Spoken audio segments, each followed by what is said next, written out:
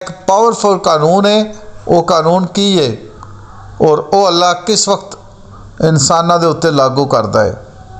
अल्लाह तबारक ताला इस रात नूं दूसरियां रातां तो मुनफरिद किवें करता है और किवें अल्लाह जो चाहे वो हो जाता है।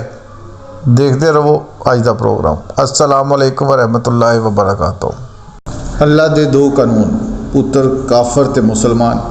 इस तरह मुसलमाना एक जुबानी मुसलमान ते एक परहेजगार ईमान लैन तो बाद जिहड़ा उस ते अमल करता है। जुबान दे नाल रब की तस्बीह बयान करने वाला ते ज़ाते बारी के हवाले नाल अल्लाह की अतात ते अल्लाह की पैरवी करने वाला, सजदे करने वाला, रुकू करने वाला, सालहीन च। बाबा जी फरमान लगे, पुत्र इस्म की तस्बीह ते ज़ात की तस्बीह की एक परत या एक रुख तू डिस्कस नहीं किया। वो दूसरा